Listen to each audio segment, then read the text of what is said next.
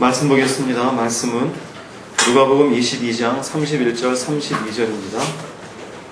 누가복음 22장 31절 32절 말씀입니다.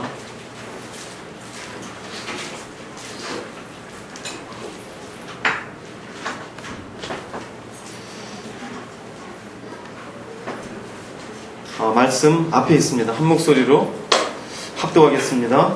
시몬아 시몬아 보라 사탄이 너희를 밀가부르듯 하려고 요구하였으나 그러나 내가 너를 위하여 내 믿음이 떨어지지 않기를 기도하였노니 너는 돌이킨 후에 내 형제를 굳게 하라. 아멘.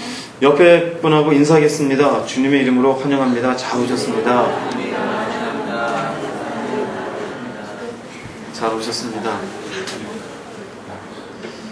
다음 주가 되면 이제 저희 교회 이제 예배 드린 지 1년이 되어집니다. 오늘 연수로 따지면 만으로 딱 1년이 되는 거죠. 참 아름다운 장소에 이렇게 함께 예배 드리게 되는 게 너무나 감격스럽고 너무나 하나님께 감사가 넘치는 것 같습니다. 오늘 말씀의 주제는 사탄에 대해서 할 겁니다. 그래서 같이 신앙생활하고 믿음의 생활을 하면서 제 마음속에 여러 가지 많은 분노가 일어나는 때가 있습니다. 그때는 정말 믿음 좋은 사람이고 하나님 앞에 잘 가야 되는데 이 사람을 넘어지게 하며 믿음을 방해하고 마침내 쓰러지는 경우를 많이 보게 돼요. 그 뒤에서 그 사람을 쓰러지게 하기 위해서 믿음을 바닥내기 위해서 뒤에서 미혹하고 넘어지게 하고 결국은 뒷덜미 잡고서 쓰러지게 만드는 그 악한 영들을 보면서 많이 분노합니다. 그런데 막상 신앙생활하는 우리들 마음속에 하나님을 사랑합니다, 예수님 믿습니다 그러면서 사탄에 대해서는 너무나 아는 것이 없어요. 그 사탄은 끊임없이 우리를 무너지게 하고 쓰러지게 하기 원하고 있는데도 불구하고 우리 마음속에는 그냥 사탄이라는 것은 저 멀리 강 건너 있는 존재로 나랑 관계없는 존재로 생각할 때가 많이 있습니다.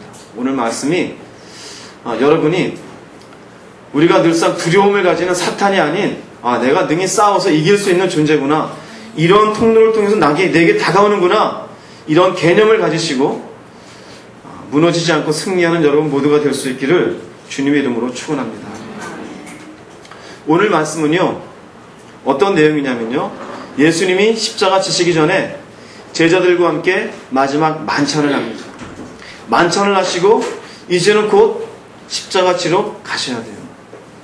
그때 베드로가 주님에게 고백합니다. 주께서 십자가 지시고 죽겠다는 그 고백 앞에 그리하지 마옵소서. 주님이 어디를 가든지 저는 따르겠습니다. 다 할 겁니다. 죽기까지라도 할 겁니다. 그랬더니 요한복음에 있는 말씀에는 네가 지금 나를 따를 수 없으나 나중에는 따르리라. 그런데 누가복음에 있는 이런 말씀이 있습니다. 시몬아 보라 사탄이 너를 밀가부르듯 하려고 요구하고 있다. 이게 여기에 밀가부른다는 말은요 그 헬라어의 시니아조입니다. 시니아조. 이 시니아조는요 채를 걸르다예요. 채를 걸르다. 그래서 어제 제가 콩국수를 좀 먹었었는데 그 김상수 집사님 댁에서 그 콩국수를 맛있게 먹었어요. 물어봤습니다. 콩국수 할 때 콩을 어떻게 합니까? 그랬더니 콩을 하루 전날 불려놨다가 다음날 껍데기를 다 벗기고 믹서기에 갈고 그거를 채에다가 걸른대. 채에다가. 시니아조가 그것이에요. 채로 흔들어대요. 뭘 흔들어댈까요? 여기에 잘못된 믿음이 있는지 없는지. 네가 예수 잘 믿고 있니? 밀가부르듯 한다는 것은요 너 교회 잘 다니고 있구나, 예수 믿는다고 고백하는구나, 하나님 사랑한다 그러지, 내가 한번 뒤흔들어 볼게. 네가 믿음이 있는지 없는지. 요백이 했던 거 똑같아요.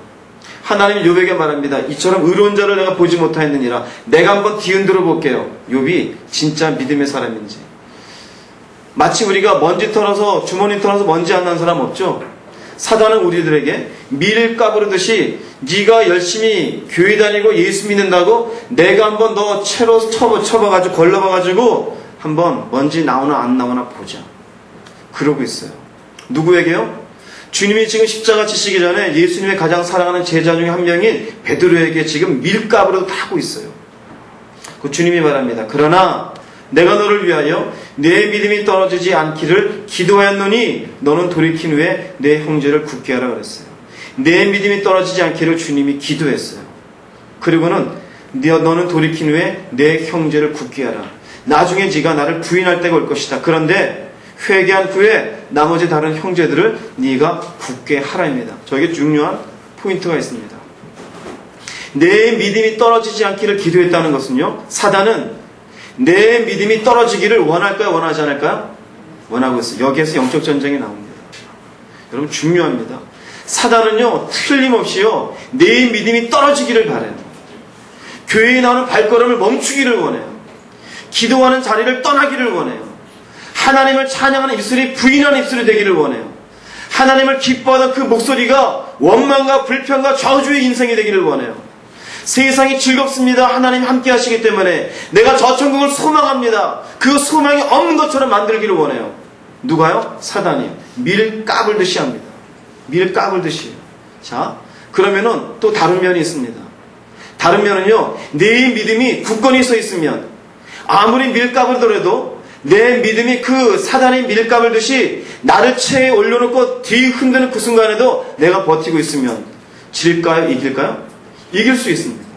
얼마든지 이길 수 있습니다. 베드로도 졌지만 다시 회복이 되었어요.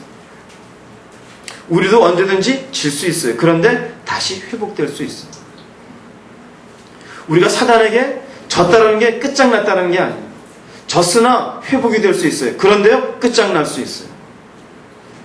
졌으나 그 순간에 다시 한번 회개하면 죽게 나오는 것이 아니라 내가 예전에 예수 잘 믿었는데 알고 보니까 거짓말이더라.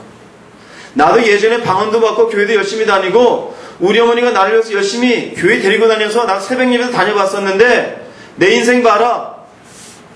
내 인생을 돌아봤더니 결코 예수 있는 것 같지 않더라. 그리고 교회 안 나오는 사람들이 있어요. 그 뭡니까? 결국 끝장난 거예요. 회복이 될 수 있지만 마침내 져서 뒤로 물러갈 수가 있습니다. 그래서 바울 사도는 에베소 6장에 우리에게 귀한 말씀을 남겨놓습니다. 우리의 씨름은 혈과 육을 상대하는 것이 아니요 통치자들과 권세들과 이 어둠의 세상 주관자들과 하늘에 있는 악한 영들을 상대한다 그랬습니다. 여러분 하나님의 계심을 믿으십니까? 하나님 온 천지 만물을 다스리시고 섭리하시는 것을 믿으십니까? 그러면 사단이 존재하는 것도 믿으십니까? 아멘 하셔야 돼요. 잘못된 거 아니에요. 사단도 존재해요. 사단의 목적이 뭔지 아세요? 요한복음 10장 10절입니다. 도둑이 오는 것은 도둑질하고 죽이고 멸망시키려는 것뿐이요 내가 온 것은 양으로 생명을 얻게 하고 더 풍성히 얻게 하려는 것이라. 사단의 목적은요 도적질하고 죽이고 멸망시키려는 것밖에 없어요. 사단은 다시 말하면요 우리의 믿음을 바닥낼 뿐만 아니라 하나님과 관계없는 자를 만들어서 마침내 우리의 영혼을 도적질해요. 우리를 영적으로 죽음으로 몰고 갑니다. 우리를 멸망시킵니다. 그런데 우리는 그자가 우리를 멸망시키기 위해서 우리에게 다가와서 미혹시키고 넘어지게 하고 도둑질한다는 사실을 깨닫지 못해요. 그저 자기가 생각할 때는 먹고 살기 힘들고 돈이 없어서 문제고 가진 게 없어서 문제고 내 몸에 병 들어서 문제고 삶이 힘들어서 문제고 누군가 날 힘들게 해서 문제고 그것 때문에 어렵다고 생각해요. 베드로가 사단이 자기를 밀가불듯 한다는 사실을 알고 있었습니까? 모르고 있었습니까? 몰라요 스스로는. 그런데 주님은 그걸 보고 있었어요. 자 보십시오. 베드로가 밀가불듯 하는 그 순간부터 마침내 자기 입으로 나 예수를 모른다 부인하는 그 순간까지 사탄이라는 글자 나와요 안 나와요? 글자는 안 나와요. 근데 그 입술로 예수를 모른다고 부인했어요. 몇 번이나요? 3번이나 부인했어요. 3번이나 부인했었는데도 불구하고 그 사이에는요 사단이 베드로를 부인하겠다는 구절은 없어요. 근데 주님은 말씀하고 있어요. 사단이 너희를 밀가불듯 하고 있다. 이미 주님은 뭘 보고 있는 것입니까? 영적 전쟁을 보고 있어요. 사단이 너의 마음속에 나를 부인하는 소리를 넣을 것이고 나는 이미 너를 위해서 기도하고 있다. 바울은 이 모든 사실을 다 알고 난 뒤에 뭐라고 말합니까? 악의 영들을 대한 것이고, 그리고 그 악의 영들이라는 것은 도적질하고 죽이고 멸망시키는 것밖에 없대요. 흔히 우리가 말할 때 저 사람 예수 안 믿고 저 사람 저렇게 해서 어떻게 천국 갈까 얘기해요. 근데 영적으로 말하면은요, 마귀에게 그 마음이 빼앗기고 있는 것이에요. 교회 나오는 게 재미가 하나도 없어요. 세상 가면 재미가 많아요. 교회 와서 앉아있는 시간 지루해요. 내가 PC방 가도 뚝딱거리는 게 더 재밌어요. 술집에 가서 술 마시는 게 더 재밌어요. 친구들에게 어울리는 게 재밌어요. 그런데요, 그것은 전부 다 자신을 깨닫지 못하는데 사단이 그 자를 도둑질하고 죽이고 멸망시키기 위해서 끌고 가고 있어요. 똑똑한 머리로 논리적으로 따져요. 이러이러 해가지고 하나님이 있는지 없는지 모르겠어. 이러이러한 하나님이 무슨 하나님이야? 나는 인정하지 않아. 도대체 그 하나님이 있으면 내 앞에 나오라 그래. 뭡니까? 자기의 똑똑한 생각인 줄 알아요. 그런데 그게 아니에요. 사단이 그렇게 끌고 가고 있어요. 이제 오늘 그러한 내용들을 쭉 설명드릴 겁니다. 사단의 속성을 보겠습니다. 도대체 이 사단은 어떤 속성을 가지고 있느냐? 먼저는요, 살피는 자입니다. 베드로전서 5장 8절을 보면은요, 근신하라 깨어라 너희 대적 마귀가 우는 사자같이 두루다니며 어떤 자를 찾고 있습니까? 삼킬 자를 찾고 있습니다. 무엇으로 비유가 되겠습니까? 사자처럼 비유가 되었어요. 왜 사자가 울고 있을까요? 먹을 게 없어요. 배가 고파요. 짐승은요, 본능적으로 배가 고프면 먹잇감을 앞에 두고 눈에서 불이 나는 법이에요. 근데 사단은요, 마치 배고픈 사자처럼 살피고 있습니다. 누구를 쓰러뜨릴까? 누구를 잡아먹을까? 쉽게 말하면 도둑질하고 죽이고 멸망시킬 자를 찾아다녀요. 교회는 우리가 지금 한 40명 정도 있는 것 같은데요, 똑같이 보는 게 사단은 살펴보고 있어요. 아, 얘는 여기 앉아있어도 그냥 모양만 갖고 있는 거 내가 알고 있어. 어제 저녁에 내가 뭐 한 거 다 알고 있어. 살피고 있어요. 아, 이 정도 믿음이라면 내가 충분히 무너지게 할 수 있어. 자식 두고 보자. 이거 하고 있어요. 살피고 있어요. 마귀가 먹는 거 필요합니까? 필요치 않아요. 사단이 잠을 잘까요? 잠자지 않아요. 우리는 잠까지 자요. 먹기 위해서 정신을 팔고 있어요. 놀기 위해서 생각하지 않아요. 근데요, 마귀는 정신 똑바로 차리고 삼킬 자를 찾기 위해서 먹지도 않고 자지도 않고 24시간 365일 삼킬 자를 찾고 다니고 있어요. 얼마나 무서운지 아세요? 그런데 우리는 마음을 훌떠덩 놓고 있어요. 욥기서 1장 6절 8절에 이런 말씀이 있습니다. 하루는 하나님의 아들들이 와서 여호와 앞에 섰고 사탄도 그들 가운데 온지라 여호와께서 사탄에게 이르시되 네가 어디서 왔느냐? 사탄이 여호와께 대답하여 이르되 땅을 두루돌아 여기저기 다녀왔나이다. 자, 보십시오. 여호와께 대답하는데 땅을 두루돌아 여기저기 돌아다녔대요. 여기저기 돌아다니는 이유가 뭘까요? 삼킬 자를 찾고 있는 것이. 삼킬 자를. 누가 정말로 바른 믿음이 있는지 어떻게 하든지 그 자를 쓰러지게 하고 싶어요. 네가 예수 잘 믿는다고? 네가 3대째라고? 너가 순교할 마음이 있다고? 뭐 선교하겠다고? 두고 보자. 욥도 마찬가지예요. 그랬더니 여호와께서 말합니다. 사탄에게 이르시되 네가 내 종 욥을 주의하여 보았느냐? 그와 같이 온전하고 정직하여 하나님을 경외하며 악에서 떠난 자는 없는, 세상에 없느니라. 이 말의 그 다음 구절은 제가 적지 않았는데 어떤 말인지 알아요? 까닭없이 여호와를 경외하겠나이까. 이게 사단이 한 소리예요. 그 다음에 딜을 합니다. 내가 한번 욥을 흔들어 보겠습니다. 처음에 나오죠. 밀가부르듯이 체질하는 거예요. 내가 한번 채로 걸러보겠습니다. 그 인간이 진짜 하나님을 아무 조건 없이 경외하는지 내가 한번 흔들어 보겠습니다.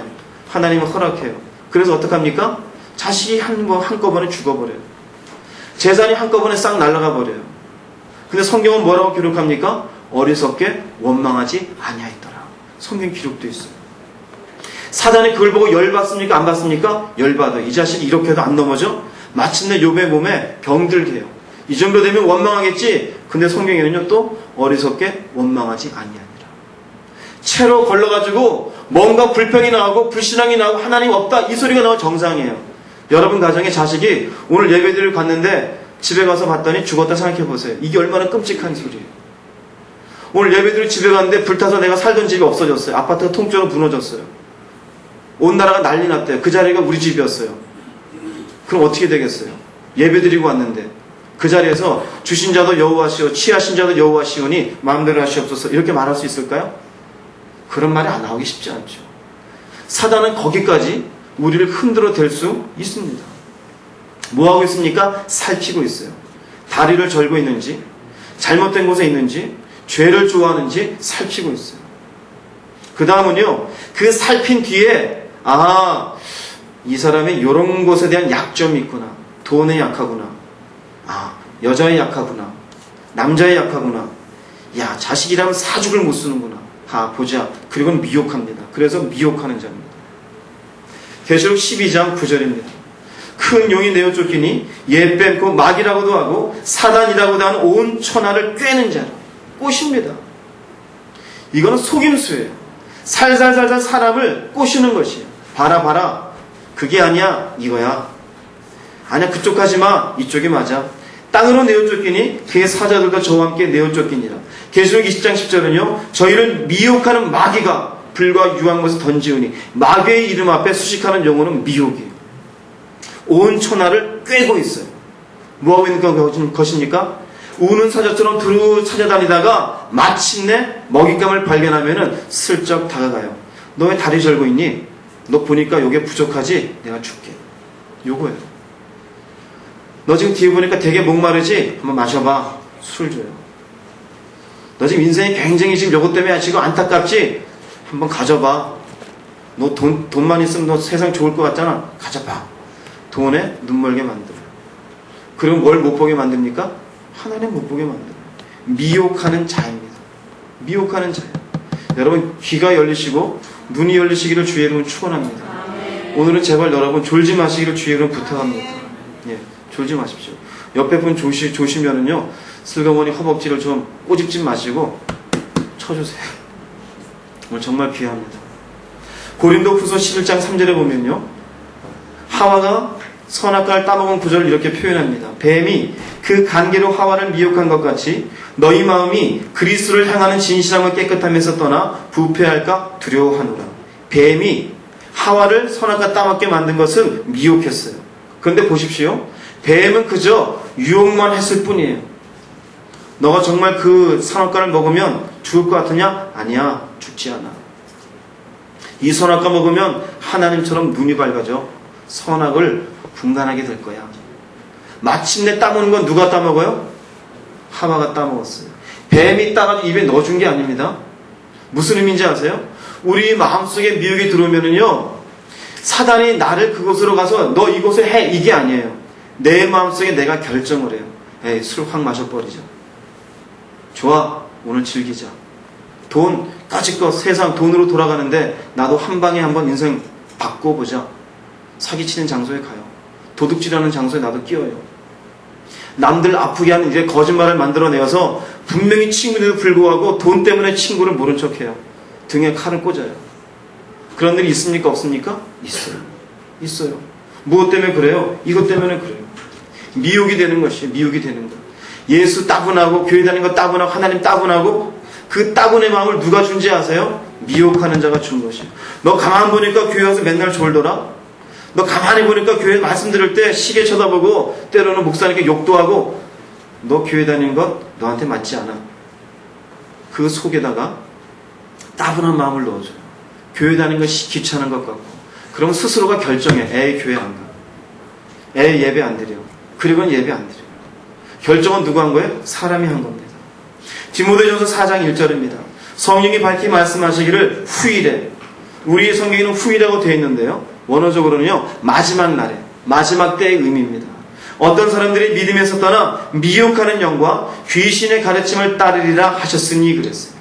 미혹하는 영과 귀신의 가르침이라고 성경은 말하고 있는데 이것을 받아들이는 쪽에서는 미혹하는 영이 자기를 미혹한다고 생각 못해요. 귀신의 가르침이라고 깨닫지 못해요. 그저 세상 사는 방법이라고 생각해요. 좋은 노하우라고 그것을 오히려 취해요. 성경에는 다른 책들에 나오는 세상 사는 방법, 성공하는 방법, 돈 모으는 방법, 주식 투자하는 방법, 재테크하는 것, 그 좋은 것, 야 정말 좋네. 이것 가지고 있으면 내가 잘 되겠구나.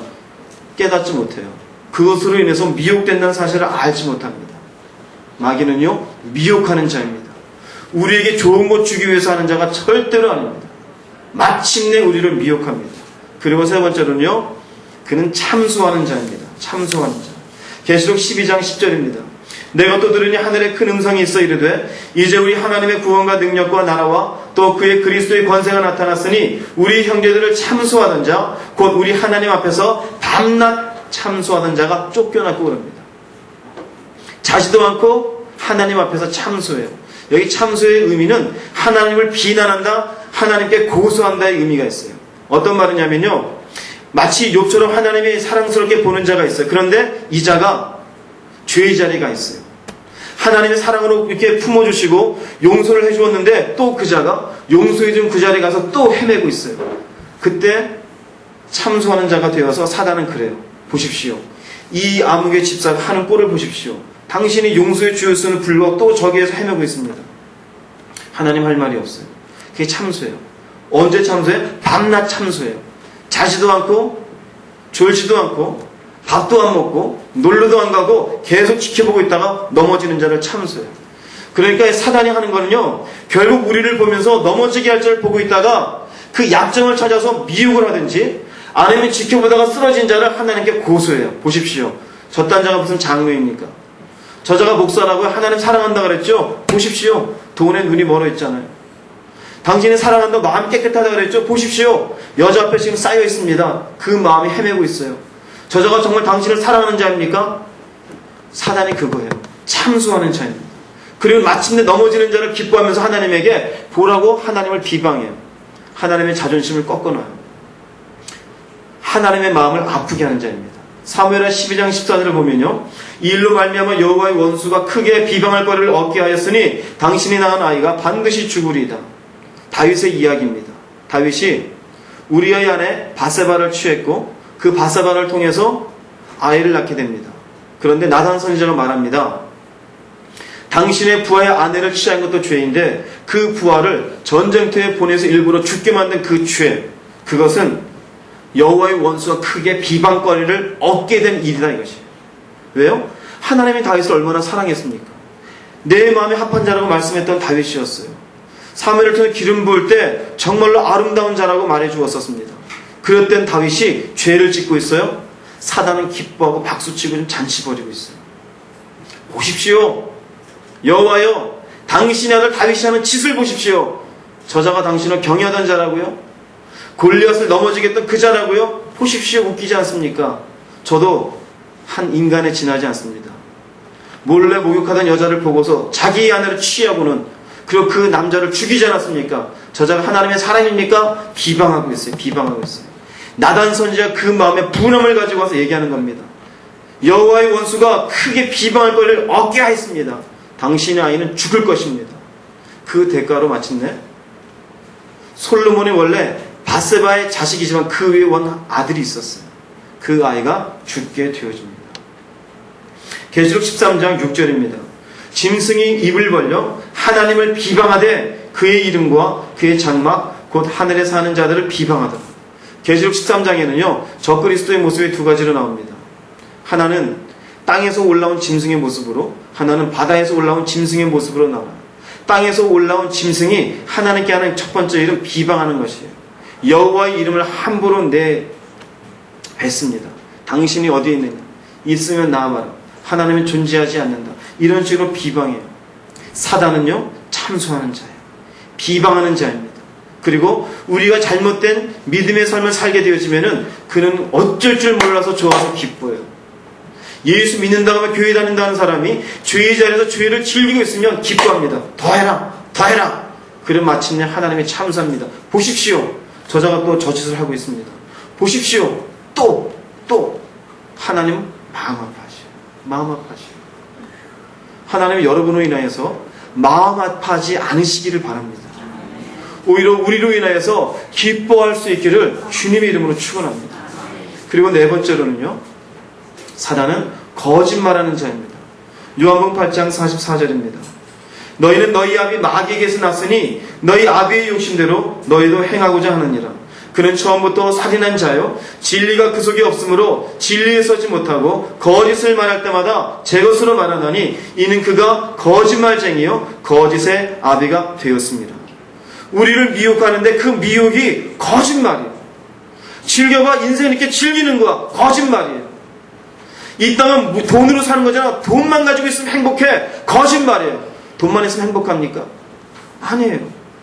너 지금 열받잖아. 때려야지. 복수해야지. 그러면 시원할 거야. 거짓말이에요. 시원하지 않아. 시원하지 않아. 취해봐. 놀아봐. 가져봐. 거짓말이에요. 많이 공부해봐. 저 책 읽어보고 이 책 읽어보고 이 책 저 책 많은 지식을 취해봐. 그러면 세상을 더 많이 알게 될 거야. 거짓말이에요. 그런다고 세상 많이 아는 거 아니에요. 박사학위를 100개 가졌다고 해서 세상을 아는 게 아니에요. 1000개를 가졌어도 하나님을 모르면 그 사람은 끝이에요. 거짓말이에요. 그래서요, 거짓말로 미혹해요. 거짓의 생각을 넣어줘요. 거짓말로 우리를 묶습니다. 거짓말로 우리를 도적질을 해요. 거짓말로 마침내 지옥의 자리를 끌고 갑니다. 그런데 우리는 몰라요. 그런데 우리는 몰라요.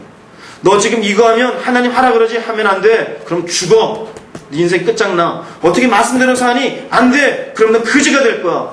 너 집에 살고 있는 지금 편안한 집도 없어지게 될 거야. 그러면 안 돼. 거짓말이에요. 절대로 그렇지 않아요. 거짓말이에요. 사단은요, 거짓말쟁이입니다.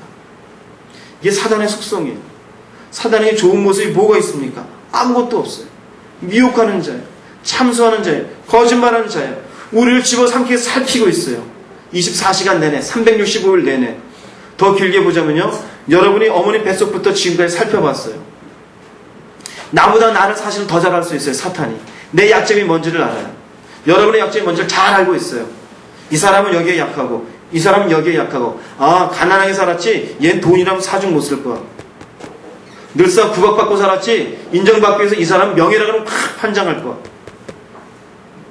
늘상 누군가에게 어려움 당하고 분노 속에 살았지, 그래 너도 마음껏 분노 펼치며 살아봐. 좋다, 한번 해봐.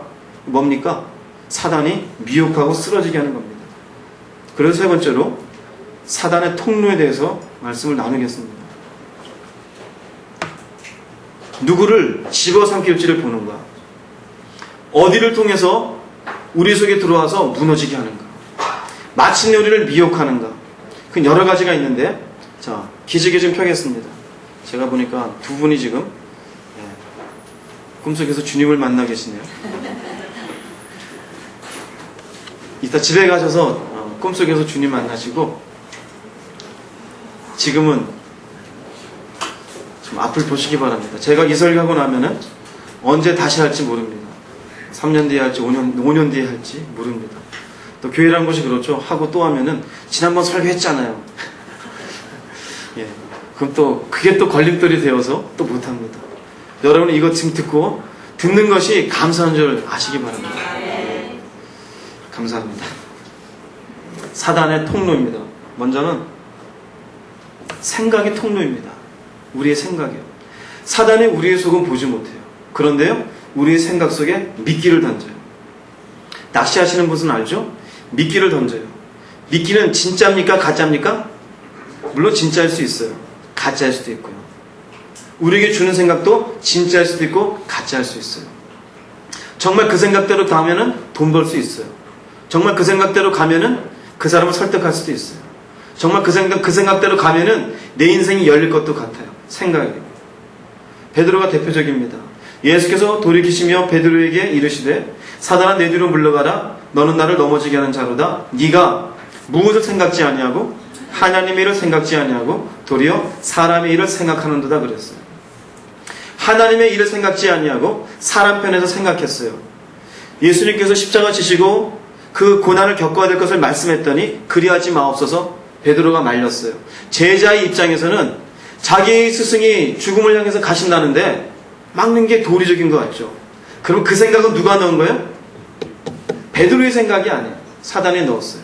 사단아 내 뒤로 물러가라 그런 것은요, 베드로가 사단의 의미가 아니에요. 지금 베드로의 그 생각을 넣고 미혹시키고 있는 사단을 주님께서는 보고 계신 거예요. 인간의 눈엔 보이지 않아요. 그래서 사단아 지금 내 뒤로 물러가라. 그 다음 꾸짖는 것은 베드로에게 말해요. 그 생각이 들어갔어도 너는 왜 하나님의 일을 생각을 취하지 않냐고 사람의 생각을 취하고 있느냐. 이건 꾸짖는 거예요. 왜 그 생각을 취하겠느냐. 아까 하와에도 말했죠. 미혹의 생각은 사단이 넣어요. 막상은 누가 움직여요? 인간이 움직여요. 우리에게도 마찬가지예요. 우리 머릿속에 수만 가지 생각이 들어가요. 때로는요 우리 머릿속에 얼마나 악한 생각이 많은데 사람들을 향해서 정말 죽였으면 좋겠다는 생각이 들어올 때도 있어요. 그런데 실행하면 잘못되는 거지.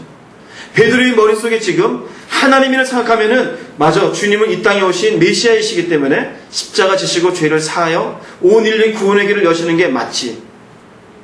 선생님이시여, 그 길이 하나님의 뜻에 맞는다면은 가시옵소서. 뒤는 저희가 책임지겠습니다. 이게 맞는 말이에요. 그런데 그리하지 마옵소서. 하나님의 편이 아닌 사람의 편이었어요. 마침내 그걸 취한 것은 누구입니까? 베드로가 취한 것이에요. 우리 머릿속에 수많은 생각이 있을 수 있어요. 저 여자를 내가 어떻게 한번 해볼까? 저 남자를 내가 어떻게 한번 해볼까? 그 생각이 들어온다고 그걸 취하면 되겠습니까? 그 순간 사단의 미끼에 걸려드는 것이. 우리가 길을 갈 때 때로는 새가 지나가다가 머리에 응아를 할 수는 있어요. 그죠? 그럼 아유 기분 나빠, 재수없어, 이렇게 끝나면 돼요. 그런데 새가 지나가다가 내 머리에 앉아가지고 둥지를 트는 거는 막아야 됩니까? 냅둬야 됩니까? 막아야죠. 그런데 둥지를 트게 냅두는 사람이 있어요. 사단이 내 머릿속에 생각으로 둥지를 트고 있어요. 온갖 죄와 온갖 악과 온갖 더러움과 온갖 부패된 것을인데 그것을 붙잡고 몽롱하게 하루 내내 그 생각에 빠지는 사람이 있어요. 뭡니까? 사단의 주님 미끼에 걸려드는 사람이에요. 이 생각이라는 부분은 굉장히 중요합니다. 우리 마음이라는 부분을 나누면은요, 지, 정, 의로 나눌 수 있어요. 그 지적인 부분은요, 우리가 살았던 것, 경험했던 것, 책을 보았던 것, 내가 교육을 받았던 것, 이 모든 것들, 말하자면 가치체계예요. 세상을 판별하며 이해하는 방법일 수 있어요. 이건 생각이에요. 내가 무엇인가를 놓고 이 일을 좀 생각해 볼게 하는 것은요, 내가 일평생 동안 배운 모든 것, 알고 있는 지식을 총동원해서 옳은지 맞는지 가야 될지 말아야 될지 내가 생각해 보는 거예요. 지적인 부분이에요. 그 다음에 정적인 분비라는 것은요, 감정이에요. 슬픔, 기쁨, 아픔, 분노, 감정적인 부분이에요. 이 감정적인 부분에서 배가 고프다 그러니까 먹자, 지적으로 판별하고, 의지적인 것은 먹을 것을 취하는 것이에요. 그런데 이 의지적인 부분을 움직이는 것은 나만 움직이지 절대로 사단이 움직이게 하지 못해요. 하나님도 우리의 의지를 어떻게 하지 못해요. 하나님이 우리에게 은혜의 상을 만들어줄 수는 있어요. 그런데 나는 예수 안 믿어, 이건 인간이 결정을 하면 못 믿어요. 하와가 선악과를 따먹는 순간에 하나님이 그 따먹는 순간을 보고 있을까요? 안 보고 있을까요? 보고 있어요. 그런데 그 순간에도 하나님이 나타나서 하와야, 그럼 안 돼, 막지도 않아요. 그 의지는 누구에게 맡깁니까? 하와에게 맡겨요. 하와가 취하는 것이에요. 그러므로 내가 죄를 지은 뒤에, 내 생각 속에 수많은 것 중에 악한 것을 취하고 움직인 뒤에 그 결과는 누가 받는 것이에요? 내가 받는 것이에요. 사단은 뒤에서 박수 쳐요. 왜요? 자기가 던진 미끼에 걸려들었다 이것이. 유다가 그랬습니다. 유다는 3년 반 동안 주님을 잘 따라다닌 제자였습니다. 그러니 얼마나 많은 주님의 은혜스러운 그 말씀을 들었겠어요. 주옥 같은 설교를 얼마나 많이 들었어요. 귀신을 내어쫓고 병자를 고친 것도 눈으로 보았습니다. 그런데 한순간 유다의 마음속에 사단의 생각을 집어넣어요. 이 스승 한번 팔아봐라. 진짜 메시아인지 아닌지 판결을 할 거야. 유다는 원래 열심 당원이에요. 이스라엘의 독립을 위해서 애를 쓰던 사람이었고 여전히 그 사람들과 함께 관계를 맺고 있는 사람이에요.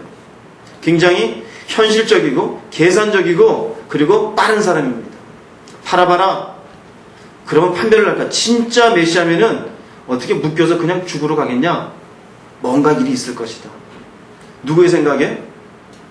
마귀가 준 생각이었어요. 요한복음 13장 2절입니다.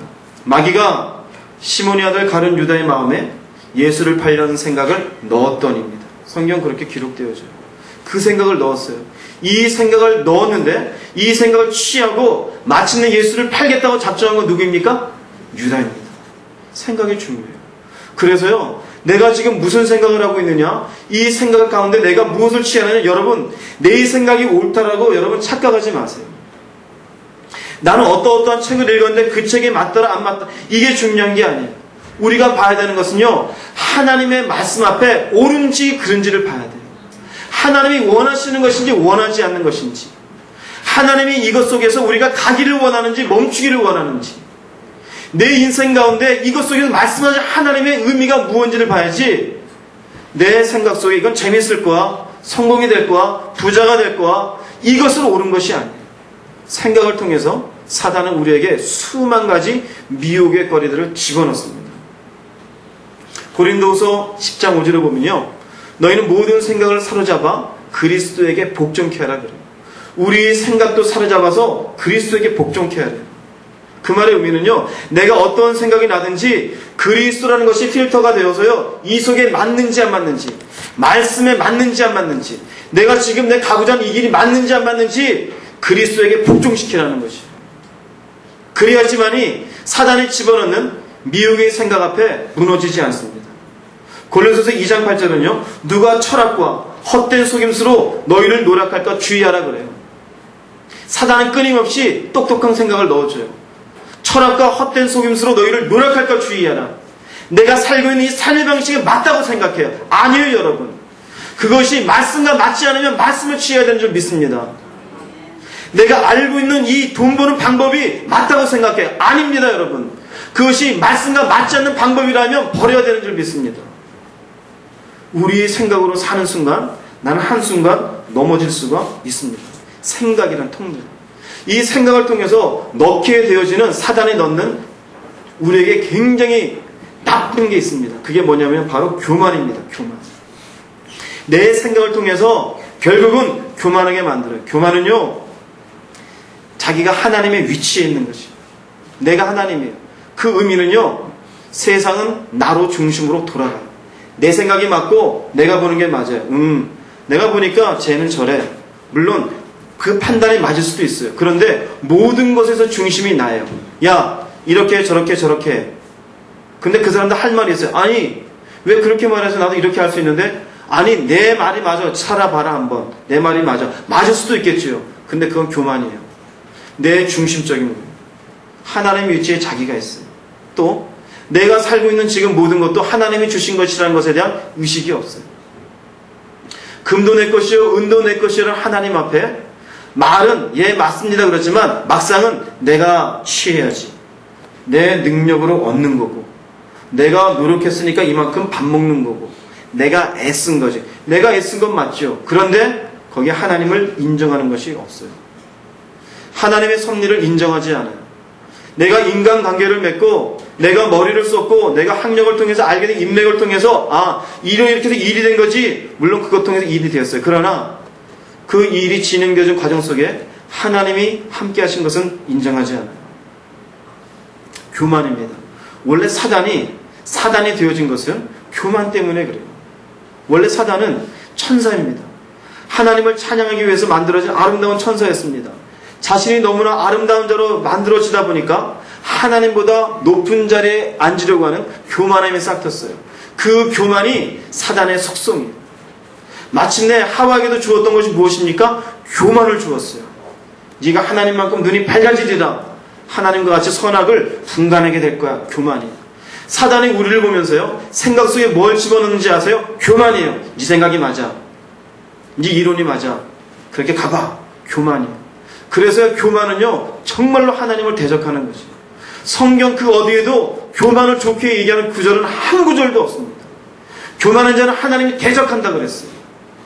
왜 대적할까요? 교만의 뿌리는 사탄이기 때문이에요.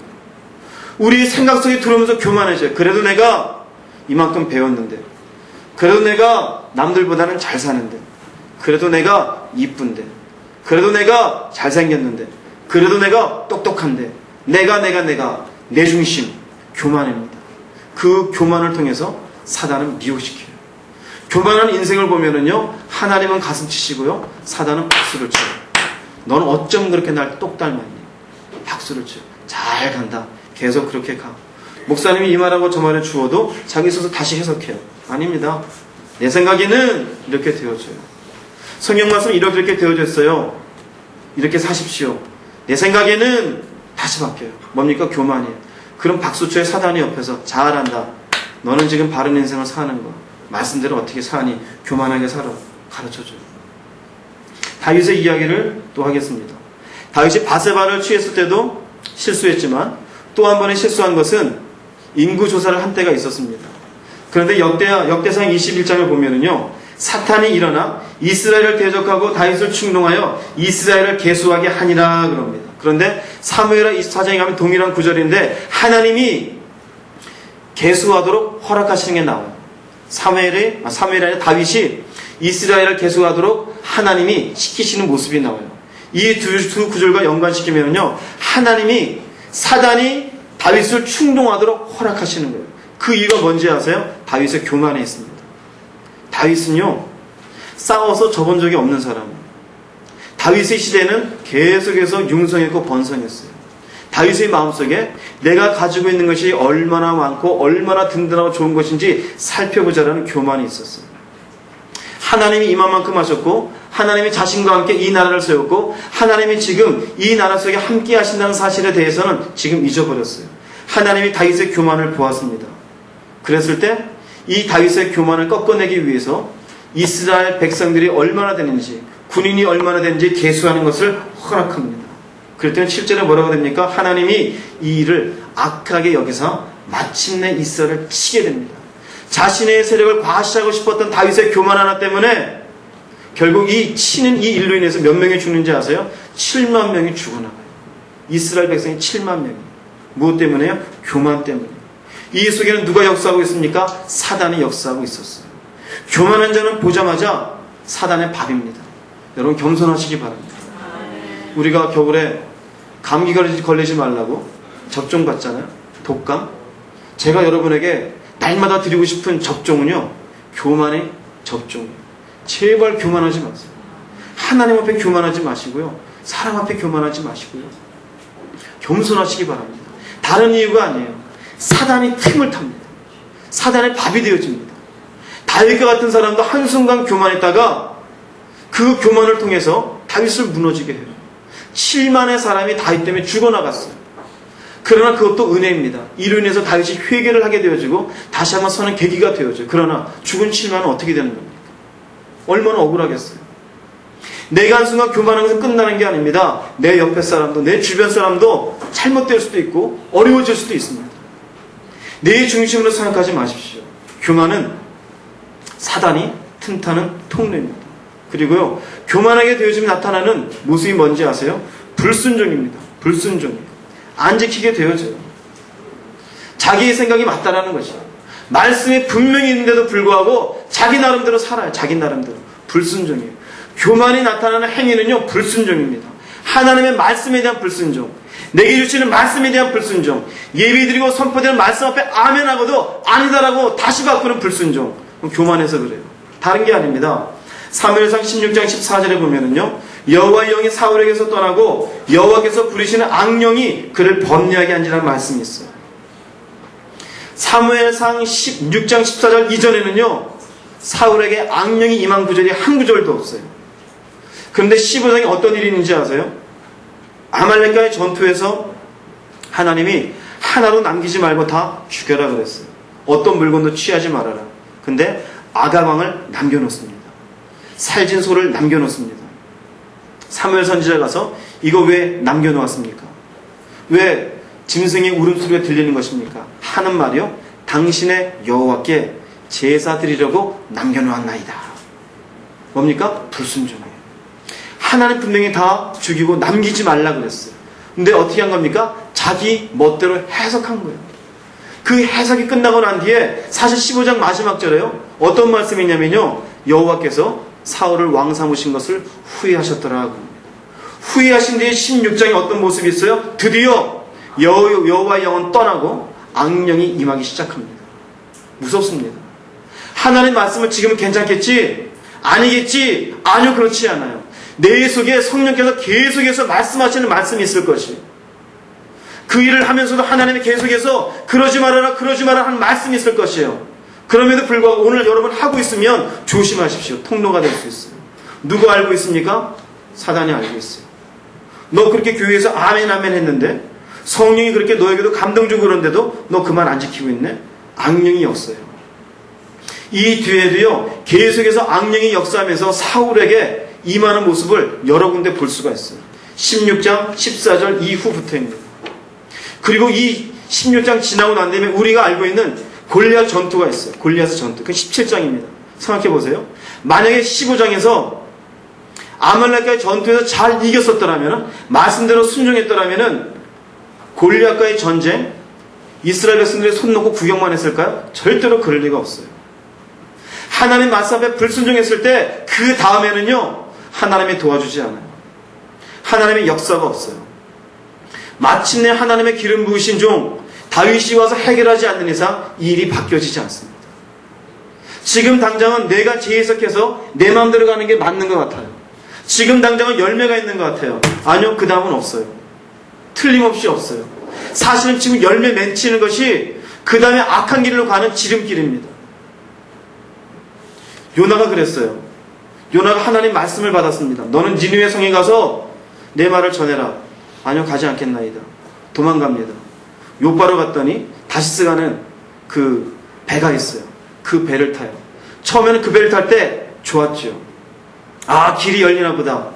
그런데 길이 열린 것입니까? 아닙니다. 풍랑을 만나게 되어집니다. 골리앗과의 전투를 사울도 만나게 되어져요. 도저히 감당할 수도 없고 싸울 수도 없고 재간이 없어요. 온 이스라엘의 사람들을 보내어서 누가 대신 싸울 것이냐는데 소식도 없고 누가 감히 나서지도 못해요. 마침내 하나님이 숨겨놓았던 기름 부은 종 다윗이, 그 어린 다윗이 돌멩이 몇 개 가지고 나와서 내가 싸우겠나이다. 그때 이전까지는 그 누구도 나오지 못합니다. 무슨 이유인지 아세요? 하나님 말씀 앞에 불순종한 이후에 악령이 들고 나자 그 다음에 하나님의 일이 펼쳐지지 않는 것이에요. 여러분 조심하시기 바랍니다. 사단은 그렇게 우리에게 좋은 것을 주지 않아요.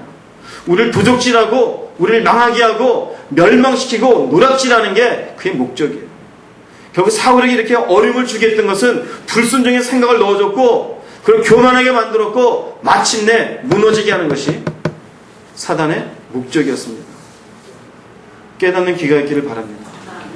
그 다음은요, 사단의 통로입니다. 이제 제가 말씀드렸던 생각을 통한 교만 그리고 불순종, 이건 굉장히 큰 핵심입니다. 그 다음에 나온 것은 이제 감정적인 부분일 수도 있고 상황적인 부분일 수도 있어요. 이 부분에 대해서 말씀을 나누겠습니다. 분노입니다. 분노. 분노는요, 정말 사단이 좋아하는 먹잇감입니다. 에베소 4장 26, 27절은요, 분을 내어도 죄를 짓지 말며 해가 지도록 분을 품지 말고 누구에게 틈을 주지 말라? 마귀에게 틈을 주지 말라. 성경에서요, 마귀에게 틈 주지 말아라, 틈 될 수 있다라고 나오는 구절은 딱 한 군데입니다.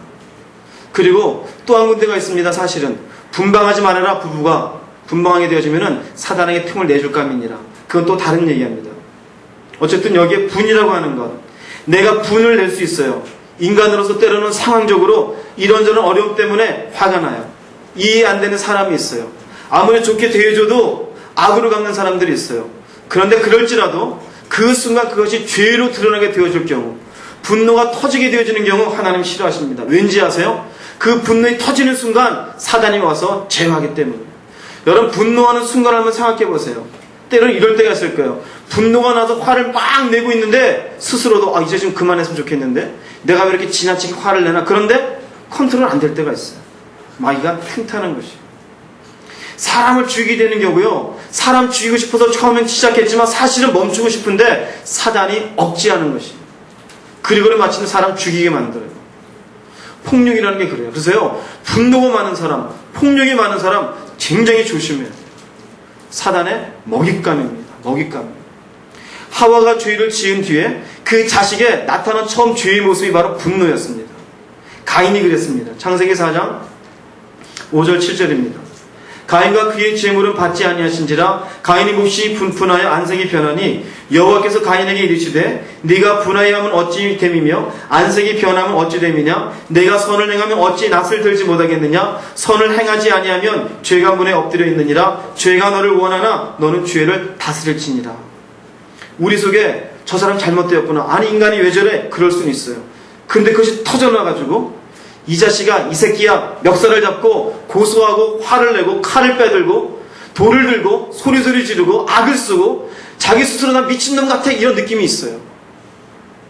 그거는요, 사단이 틈타서 그 사람을 그렇게 붙잡고 있는 것입니다. 제가 알고 있습니다. 여러분 가운데 분노자라는 몇 분 있습니다. 분노를 버리십시오. 할렐루야. 분노를 버리십시오. 마귀의 통로입니다. 마귀의 통로예요. 그 통로를 통해서 우리로 하여금 하나님의 기도를 막게 만들어요.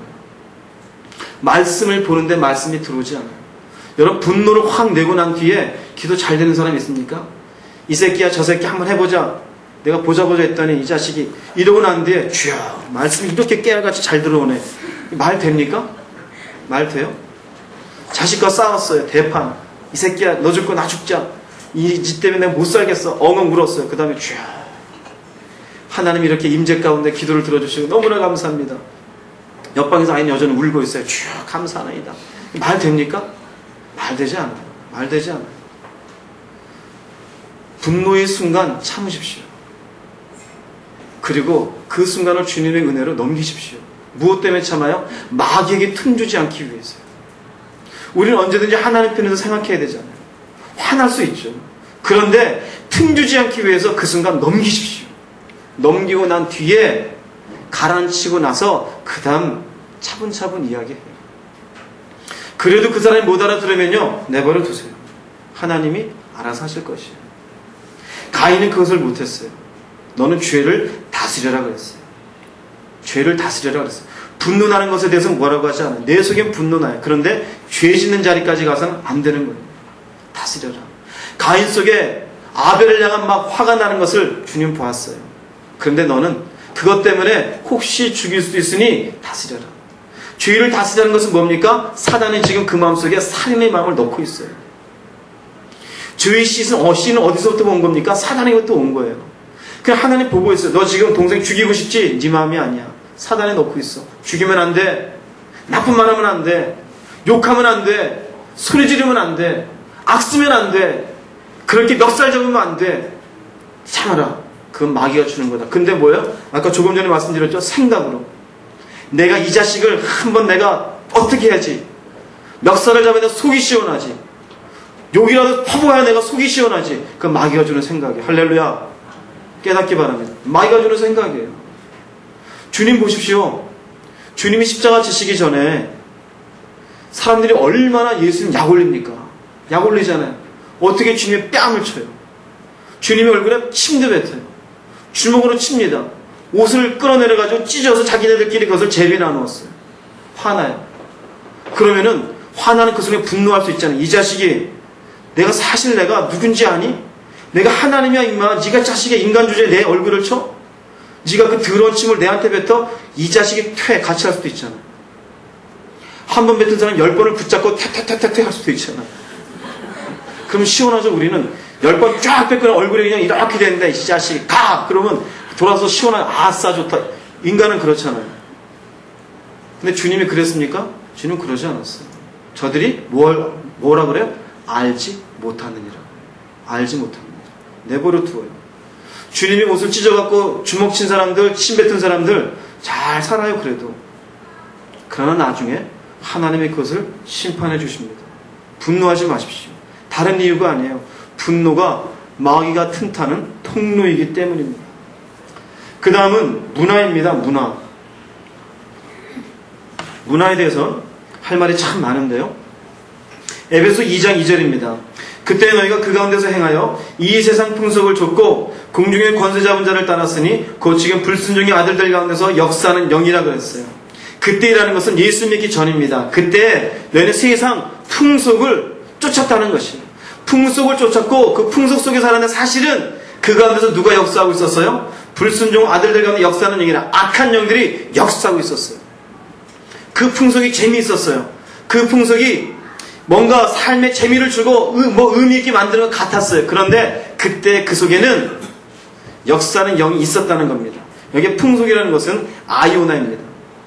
아이오나의 뜻은요, 타락한 인간의 활동으로 만들어낸 산물들입니다.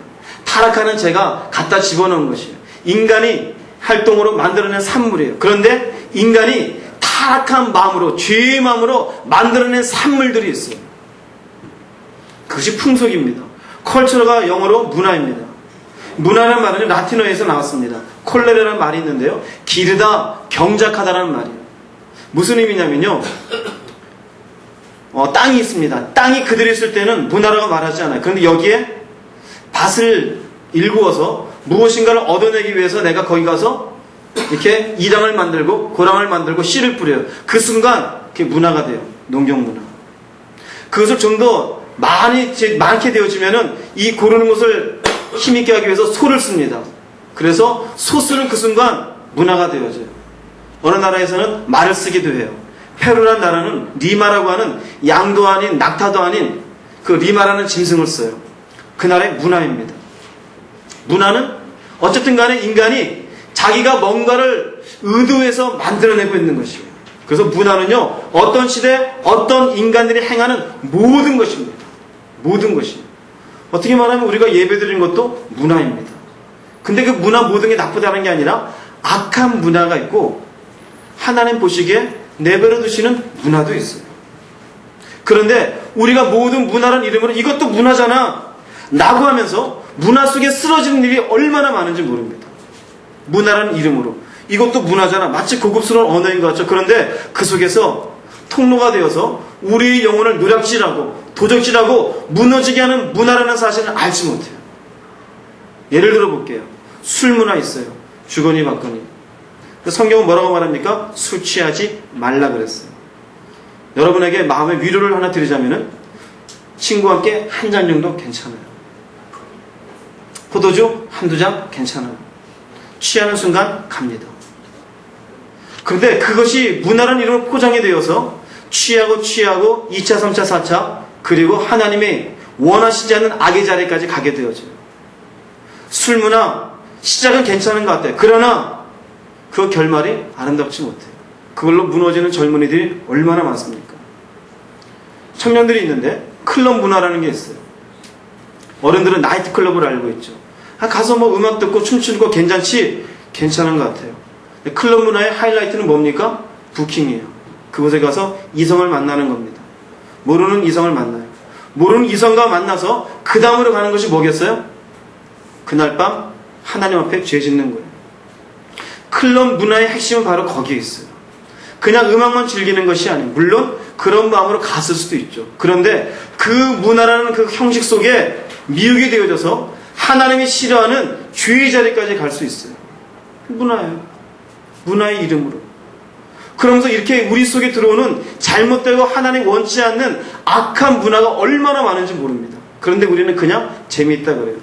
그럼 그거랑 재미없잖아요. 우린 재미를 위해서 이 땅에 태어난 사람이 아닙니다. 음악이라는 것도 드라마라는 것도 영화라는 것도 그래요. 우리가 선하게 만들어낸 좋은 것들이 있습니다. 인간 간에 그냥 우리들의 어떤 고뇌라든지 갈등이라든지 이런 것들을 순수하게 그려낸 음악도 있고 드라마도 있고 영화도 있어요. 우리가 자연을 보면서 우리 속에 시성이 생겨서 시를 짓는 것, 이거 하나님 허락하십니다. 또 좋은 영화들을 통해서 그런 어떤 그 장면들을 통해서 우리 인생들에게 또 의미 있게 만들어주고 생각도 하게 만든 그런 장면도 있습니다. 그런데 그들 속에 악한 영의 역사로 인한 메시지가 들어있는 음악이 있어요. 드라마가 있어요. 영화가 있어요. 그런데 우리는 이거 문화잖아, 봐도 된다고 생각해요. 예를 들어 드릴게요. 영화 가운데 공포영화, 이제 여름 이제 다 가지만 여름 되면 공포영화 막 나와요. 그런데 공포영화를 만드는 그 감독은 무엇을 깊이 묵상하고 만들었을까요? 예? 귀신을 묵상하고 만들어낼 수밖에 없어요. 귀신을 묵상하고 어떻게 사람들을 무섭게 할까? 묵상을 하잖아요. 서랍을 열 때 확 음악을 크게 할까? 문을 열 때 끼익 소리, 이 문의 어둠 속에 뭐가 나오는 것을 만들까? 공포영화 속에서 귀신의 묵상에 대한 그 결과물들이 나와요. 근데 그걸 우리는 공포영화도 문화다 생각하고 그냥 봐요. 어머 와, 소름 끼쳐. 그런데 그 영화를 통해서 악한 영들이 우리에게 영향 줄 수 있음을 깨달으시기 바랍니다. 음악도 마찬가지예요. 음악 속에 하나님이 원하지 않는, 하나님 말씀에 위배되어지는 악한 가사들이 있는 게 있어요. 드라마도 마찬가지입니다. 하나님이 원하지 않는, 하나님이 기뻐하지 않는 그런 관계들을 설정해놓고 만들어낸 드라마들이 있습니다. 성경에 사각관계, 삼각관계를 말하고 있습니까? 말하지 않아요. 이제는 불륜이 지나가서 이제는 로맨스처럼 보여지는 시대예요. 이제는 동성애도 드라마에 등장하고 있습니다. 동성애는 성경에 답이 없어요. 아무리 불쌍하다 보인다 할지라도 답이 없습니다. 근데 동성애가 불쌍한 자처럼 보여지고 있어요. 왜 답이 없는지 저한테 오시면 제가 1분 안에 말씀드려 드릴게요. 답이 없어요. 그런데 그 동성애를 되게 봐요. 그러면은요, 어떤 게 생기는 줄 아세요? 그냥 우리 속에 단지 그냥 내가 친구를 향해서 좋아했던 마음이 이것도 애정인가 보다는 착각이 되어지는 생각으로 인한 악한 영향이 들어와요. 그래서 멀쩡했던 사람도 동성애로 발전될 수 있어요. 그런 음악들, 영화들, 드라마들 얼마나 많아요. 노래방 문화도 마찬가지예요. 그럼 재미가 없잖아요. 이런 얘기 해드릴게요. 재미를 위해서 여러분의 영혼을 팔지 마시기 바랍니다. 재미있자고 놀자고 우리는 이 땅에 살고 있는 것이 아니에요. 내 영혼이 살아서 하나님께 가자고 우리는 살고 있는 것이에요. 재미없어. 쇼킹한 게 없을까? 뭔가 자극적인 게 없을까? 사람들은 거길 찾아가요. 그리고 문화라는 이름으로 자신의 영혼이 미혹되고 있다는 사실을 깨닫지 못합니다. 레위기 18장 3절입니다. 너희는 그 거하던 애굽 땅의 풍속을 좇지 말며 내가 너희를 인도할 가나안 땅의 풍속과 규례도 행하지 말라. 레위기 18장 30절은요. 그러므로 너희는 내 명령을 지키고 너희 있기 전에 행하던 가증한 풍속을 하나라도 좇음으로 스스로 더럽히지 말라. 나는 너희 하나님 여호와니라. 레위기에서 나요. 풍속을 좇지 말으래. 그 땅에 있는 문화들을 너는 좋다고 어울리지 말라는 것이, 그것은 가증한 것이다라고 말하고 있습니다. 요한계시록 2장 14절입니다. 그러나 내게 두어 가지 책망할 것이 있나니 거기 내게 발람의 교훈을 지키는 자들이 있도다. 발람이 발락을 가르쳐 이스라엘 자손 앞에 걸림돌을 놓아 우상의 제물을 먹게 하였고 또 행음하게 하였느니라. 어떠한 말씀이냐면요, 이스라엘 백성이 광야에 있었을 때 모압을 지나가게 되었습니다. 그런데 모압 왕 발락이 이 백성들이 오는데 전쟁을 하자니 껄끄럽고 하나님이 애굽에게 내린 저주를 알기 때문에 이 백성 어떻게 할까? 발람이라는 선지자를 부릅니다. 그리고는 이스라엘 백성에게 저주를 하게 해요. 그런데 하나님이 저주를 막아요. 근데 이 발람이 나쁜 사람이에요. 발람이 자기 입으로 저주가 안 되니까 이 이스라엘 백성과 하나님의 관계를 알고 있는 선지자므로 이 백성이 죄짓게 하면 되겠구나. 모압의 문화를 즐기게 만듭니다. 모압은 우상 섬기는 땅이었어요. 그 땅에는 바알이 있었고 아세라가 있었습니다. 그 땅에 그 아세라 바알을 섬길 때는요, 그 섬기는 그곳에 그 바알은 풍요의 신이고 아세라는 다산의 신이기 때문에 이곳에 와서 여인들이 있으면 그 여인들과 관계를 맺고 그 여인들과 관계 맺는 그 기운으로 인하여서 아이를 많이 낳게 될 것이라는 이 문화가 있었어요. 그리고 신전에서 일하는 시녀들이 있었습니다. 사실은 창기입니다. 이 문화를 이스라엘 백성들에게 쓱 보여줍니다. 그러면은 광야에서 제대로 먹지도 못하고 먼지 풀풀 맞으며 살아왔었던 이스라엘 백성들의 이것은 눈에 번쩍 뜨는 일이었어요. 그래서 민수기 보면은요, 25장 1절에요. 이스라엘이 시딤에 머물러 있더니 그 백성이 모압 여자들과 음행하기를 시작하니라. 음행하기를 시작하니라. 그래서 하나님의 진노가 또 일어나는 일이 있었어요. 그래서 여기에 분노한 비누아서 일어나서 칼을 들고서 이 사람들을 죽이는 일도 있었습니다. 바로 이 사건 때문에 그랬어요. 누가 시작한 겁니까? 발람이 그걸 펼쳐놓았어요. 무엇을요? 문화를 펼쳐놓았어요. 문화를. 그리고는 즐겨봐라 그랬어요. 굉장히 중요합니다. 특별히 젊은 분들 조심하십시오. 내가 그냥 즐기는 것 같죠? 아니, 그렇지가 않아요. 그것으로 인하여서 영혼이 파멸될 수 있어요. 술 문화, 노래방 문화, 클럽 문화, 영화 보는 것, 음악 듣는 것. 여러분의 지금 mp3에 무슨 음악이 들어있어요? 젊은 친구들, 세상의 음악 조심하십시오. 내 영혼이 팔려갈 수 있어요. 두만강 푸른 물에 3000번 부른 뒤에 주여 주여 기도가 됩니까? 안 돼요. 여전히 머릿속엔 푸른 물만 나와요. 내가 세상의 음악을 들으면서 요새 굉장히 비트가 강하고 자극적이잖아요. 그 음악을 계속 듣고 있다 여기 예배 시간 와보십시오. 이 시간 견디기 힘듭니다. 뭡니까? 문화의 영향이에요. 나는 재밌다 생각해. 재미없어요. 하나님은요, 절대 재미없어요. 그 문화에 빠지지 마십시오. 사단의 마지막 때의 계획 중에 하나는요, 문화를 우리 속에 얼마나 많이 지금 뿌려놓은지 모릅니다. 이 문화 저 문화, 하다못해 명상 문화까지 얼마나 많은 게 몰라요. 하다못해 텔레비전에도 보면은요, 남녀가 손을 잡고 댄스 위드 뭐 스타인가요? 그리고 춤을 춰요. 그럼 괜찮다고 건전하대요. 제가 봐서는 아니에요. 여러분이 남녀가 손을 잡고 같이 춤을 추면서 몸을 부딪히면은 아무 생각 없이 목석과 같은 느낌이 드는 사람이 있습니까? 여러분의 아내가, 여러분의 남편이, 여러분의 여자친구, 남자친구가 다른 사람과 손잡고 하면서 쟤는 아무 느낌 없을 거야. 파트너 바꾸고 춤춰도 괜찮은 사람이 있습니까? 아니요. 저는 절대 용납 못해요. 우리 집사람 다른 남자 손잡고 춤추는 거. 그게 어떻게 가능해요? 가능하지 않아요. 절대 용납 안 돼요. 그런데 그게 문화의 이름으로 펼쳐지고 있어요. 그리고 문화래요. 너도 하고 나도 하고. 이게 뭔지 아세요? 사단이 뿌려놓은 거예요. 그리고 가정이 파괴되고 있어요. 물론 건전하게 할 수도 있어요. 그런데 결국은 미혹이 되어져서 가정이 파괴되어지고 망가지는 인생들이 너무나 많아요. 하나님 기뻐하시겠습니까? 절대로 기뻐하지 않습니다. 여러분, 문화에 빠지지 마십시오. 그것을 즐기지 마십시오.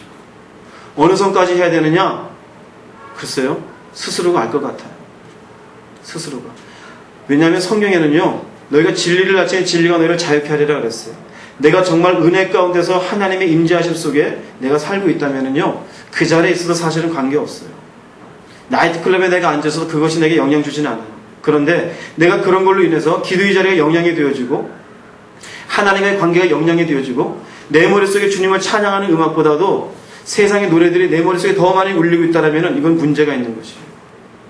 내가 교회에 나와서 하나님께 기도하며 예배드리며 찬양하는 것보다도 술자리에서 하하호호 하는 게 더 즐거운 것 같고 그 시간에 더 그리워지고 있으면 이건 문제가 있는 것이에요. 문제가 있는 것이에요. 아예 하지 말라는 의미는 아닙니다. 한두 잔 괜찮아요. 맥도 한 캔, 두 캔 괜찮아요. 요거만 딱 따면 제가 이단됩니다. 저 동영상 하고 있는데 요거만 딱 따서 이행진 목사가 술 마셔도 괜찮대. 그럼 이단돼요. 다른 교회에서는. 근데 저는 여러분 허락합니다. 한두 캔 괜찮아요. 근데 그것이 지나치면 문제가 되어져요. 청년들 클럽 가도 괜찮아요. 가세요. 근데 지나치면 문제가 되어져요. 세상의 음악 들어도 괜찮아요. 지나치면 문제가 돼요. 저 나가서 재밌게 보고 있습니다. 좋아해요. 근데 지나치면 문제가 되어져요. 문화가 그렇게 애매합니다. 선을 딱 그어서 하지 말라 이건 아니에요. 그런데 그것이 어느 순간에 나를 좀들게 할 수 있어요. 이것이 나를 미혹해 하고 넘어지게 할 수가 있습니다. 왜요? 문화는 결국 기르는 것이, 경작하는 것이, 내가 그것을 점점점 경작하면서 그곳에 빠져들어가게 되어지면은 클럽 문화에서 헤어나지 못해요. 술 문화에서 헤어나지 못해요. 그리고 사람들과 어울리는 문화에서 헤어나지 못해요. 그게 마치 인생인 것을 착각하게 돼요. 여러분들은 여기에서 벗어날 수 있기를, 아니 분별력 있기를 주의 이름으로 부탁을 드리겠습니다. 또 다른 문화의 통로는 염려입니다. 염려입니다. 베드로전서 5장 7절 9절입니다. 너희 염려를 다 주께 맡기라. 이는 그가 너희를 돌보심이라. 근신하라 깨어라. 너희 대장마귀가 우는 사자같이 두루다니며 삼킬 자를 찾나니 너희는 믿음을 굳건하게 하여 그를 대적하라. 이는 세상에 있는 너희 형제들도 동일한 고난을 당하는 줄을 압니다.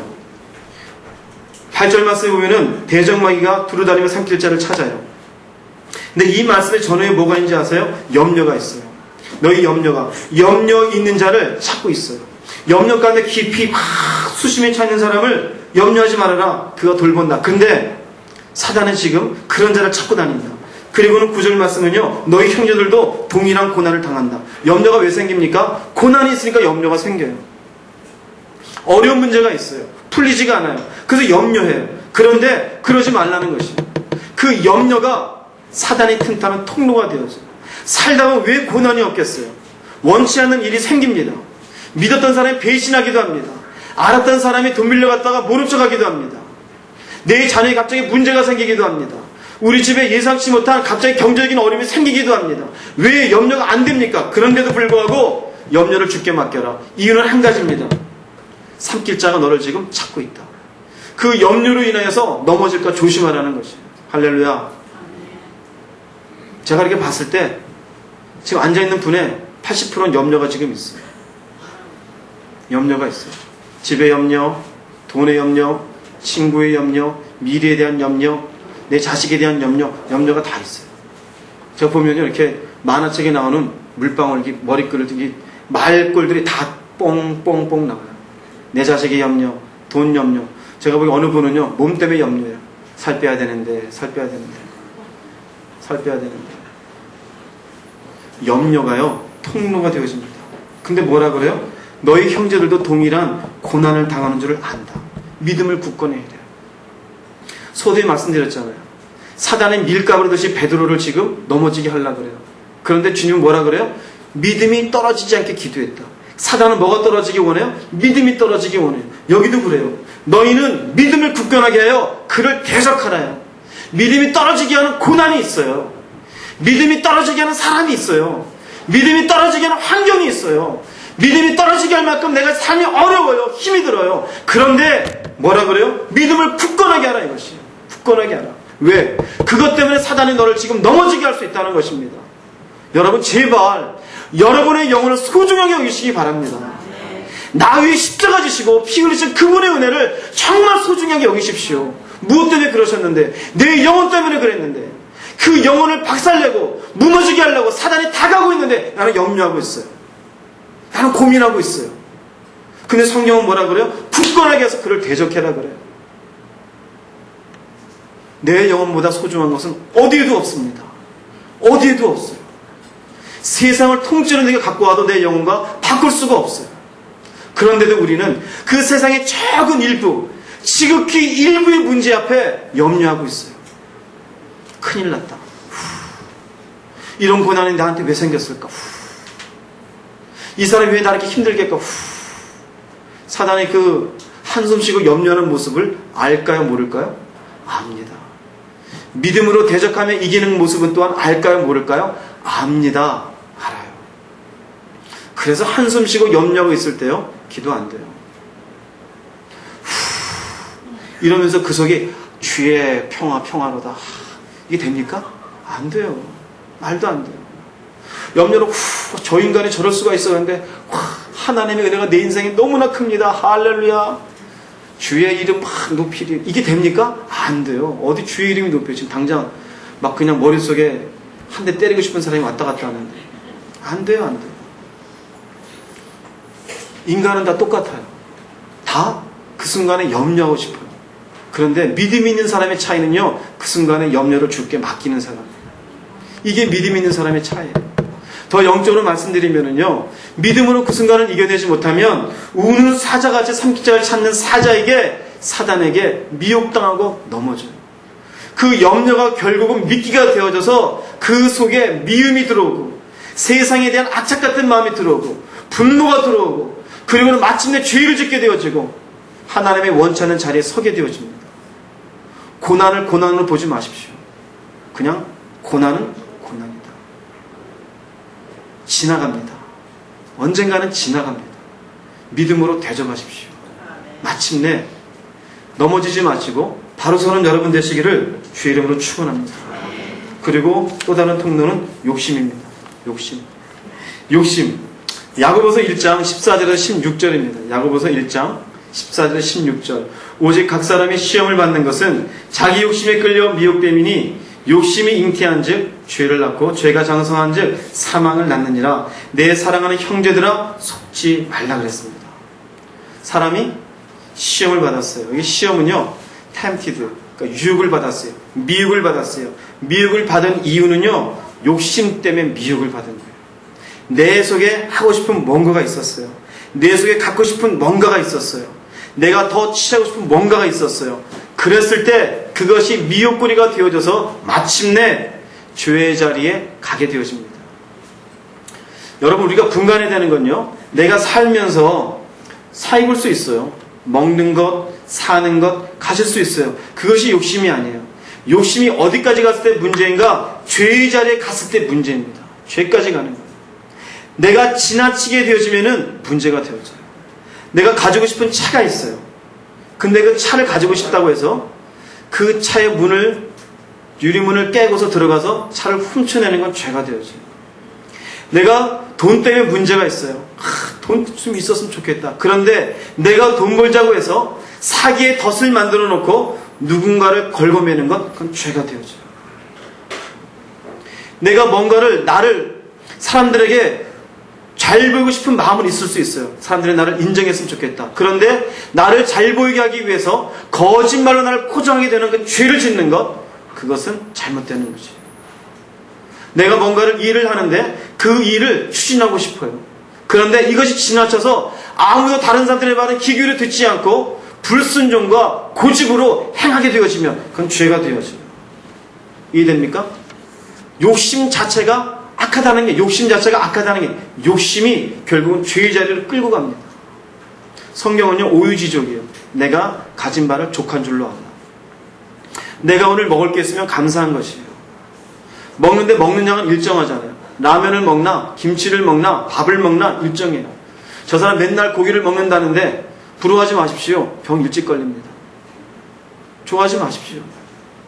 저 사람은 60평 아파트에 사는데 그래봐야 잠잘 때는 한 평 남짓이에요. 나중에 죽어서도 한 평 남짓이에요. 저 사람 저렇게 이쁜 옷을 입고 루이비통을 걸치고 뭐 샤넬을 가졌고 그래봤자 그거 결국 가죽에 지나지 않고 천에 지나지 않아요. 똑같이 우리의 옷을 그냥 우리의 몸을 가릴 뿐입니다. 저 사람 어디에서 머리를 냈고 어쩌고 저쩌고 그래봤자 머리에 붙은 머리 조금 만졌을 뿐이에요. 그 차이 별로 없습니다. 똑같이 머리카락 있고요. 조금 부족한 사람이 있지만 똑같이 머리카락 있고요. 똑같이 눈, 코, 입이 있어요. 그저 남에게 보기 싫을 정도만 그냥 단정하게 하면 됩니다. 우리 김선정 이제 얼마나 단정해요. 깔끔하잖아요. 단정하면 돼요. 욕심이 지나쳐서 죄의 자리에 가면 문제가 되는 것이에요. 여기에 낭패를 본 사람이 있어요. 사도행전 5장 3절에 아나니아가 납니다. 베드로가 가로되 아나니아야 어째 사단이 네 마음에 가득하여 네가 성령을 속이고 땅값 얼마를 감추었느냐. 자기의 재산을 팔아서 교회에 가져가서 바칩니다. 그런데 베드로가 하는 말이 그래요. 어찌하여 사단이 네 마음에 가득하여 성령을 속이고 땅값 얼마를 감추었느냐. 그 당시에 초대교회는요, 모든 자기의 재산을 부자든지 가장 가난한 자든지 다 팔아서 한꺼번에 가지고 통용했다는 구절이 있어요. 이 사람도 은혜를 받은 사람이에요. 나름대로 예수를 믿는 사람입니다. 남들이 다 자기의 재산을 바치고 오는데 이 사람이 욕심이 생겼어요. 혹시 나중에 무슨 일이 생길지 모르잖아. 내가 어떻게 이걸 다 갖다 줄 수 있어. 그리고는 얼마를 숨겼어요. 우리 식으로 생각하면은 그게 뭐가 그렇게 나쁠 수 있겠어요? 근데 그 당시에는 너무나 성령의 역사와 하나님의 은혜가 순수하고 깨끗했었기 때문에 이런 것에 대한 지적이 있었던 것 같아요. 이 숨김을 놓고서 아나니아에게 뭐라고 말합니까? 사단이 네 마음에 가득하다. 욕심 부린 것을 놓고 사단이 가득하다는 것이에요. 욕심이 잉태해서 죄를 짓게 되어집니다. 에베소 4장 19절 20절입니다. 그들이 감각 없는 자가 되어 자신을 방탕에 방임하여 모든 더러운 것을 욕심으로 행하되 오직 너희는 그리스도를 그같이 배웠다 배우지 아니하였느니라. 배우지 아니하였느니라. 무엇 때문에 그래요? 모든 더러운 것을 욕심으로 행해요. 모든 더러운 것은 죄입니다. 하나님이 싫어하시는 것이에요. 자기의 욕심 때문에 취해요. 자기 욕심 때문에 다른 사람을 아프게 만들어요. 자기 욕심 때문에 없어도 되는 걸 만들어내요. 자기 욕심 때문에 주변을 더 넓혀가요. 그것이 죄로 나가게 되어질 때 우리는 사단에게 미혹되어져 넘어지는 인생이 되는 것입니다. 중간에 훌떡 뛰어넘어서 아깝습니다. 결론을 보겠습니다. 성훈 형제? 결론? 한 30분 뛰어넘은 것 같은데. 아까워요. 결론, 누가복음 10장 19절입니다. 같이 한번 합동하겠습니다. 내가 너희에게 뱀과 정갈을 밟으며 원수의 모든 능력을 제어할 권세를 주었으니 너희를 해할 자가 결단코 없으리라. 원수가 능력이 있어요. 보이지 않는데 우리의 생각 속에 안 좋은 생각을 집어넣는 능력이 있어요. 나는 즐긴다고 하는데 이 즐김을 통해서 내 영혼을 파괴시키는 능력이 있어요. 사람들과 어울린다고 하는데 어울림을 통해서 죄짓게 하고 악한 일들을 계획하게 만드는 능력이 있어요. 우리는 단지 내가 그랬다고 착각을 하게 만드는 능력이 있어요. 그러나 우리에게는 충분히 그것을 이길 만한 능력이 또한 있음을 믿으시기 바랍니다. 주님은 우리에게 그러한 권세를 주었어요. 단지 내가 주님 편에 서서 믿음으로 행하지 아니하고 사단이 주는 것들을 붙잡고 세상의 가치를 붙잡을 때 문제가 있어요. 결국은 누구에게 책임이 돌아옵니까? 나에게 책임이 돌아옵니다. 우리의 싸움은 혈과 육이 아니에요. 나를 힘들게 하는 저 사람과 싸우는 게 문제가 아니에요. 그게 문제가 아니고 뒤에서 나를 파괴시키려고 하는 악한 영을 믿음의 눈으로 볼 수 있기를 바랍니다. 마침내 염려 속에, 마침내 고난과 분노와 수많은 생각과 번민을 통해서 이 땅의 재미있는 문화들을 통해서 나를 무너지게 하려는 이 악한 영들을 눈으로 볼 수 있기를 바랍니다. 여러분이 이러면 돼요. 무슨 일이 생겼을 때 사단이 역사하는구나. 넘어지지 말아야지. 최소한 이만큼이라도 알면 됩니다. 할렐루야. 베드로가 주님이 십자가를 간다 할 때 그러면 아니 됩니다. 이 말하기 전에 사단이 아무리 무슨 말을 넣었어도 이거는 사단이 나에게 잘못된 생각을 넣는 거냐. 하나님 편에서 생각해야지. 그럼 그것을 튕겨내었으면 아무 관계 없었어요. 마찬가지입니다. 여러분 상황 속에 생각하세요. 이것은 이 아이가 화나는 게 아니라 이 아이를 통해 나를 화나게 만드는 거예요. 물질이 부족해서가 아니라 이 부족을 통해 나를 넘어지게 하라는 거예요. 이 문화를 통해서 재미없는 인생이 아니라 재미없다고 느끼게 만드는 사단이 문제가 있어. 난 이걸로 재미 느낄 게 아니라 나는 하나님께 내 마음을 바칠 거야. 최소한 이 마음을 가지는 게 좋아요. 여러분이 어디에 빠져 있었습니까? 어디에 무너져 있었습니까? 그 자리에서 일어나십시오. 그리고 믿음으로 설 수 있기를 바랍니다. 믿음으로 대적하면 얼마든지 이겨낼 수 있어요. 문제는 내 속에서 타협한 연약한 믿음 속에 있습니다. 제발 간곡히 부탁합니다. 타협하지 마십시오. 누구하고요? 내 스스로. 여러분이 의견을 나누려면요, 말씀과 의견을 나누십시오. 하나님과 의견을 나누십시오. 기도를 통해서. 그리고 마침내 무너지지 마시고 세워지고 승리하는 여러분 모두가 될 수 있기를 주님의 이름으로 축원합니다.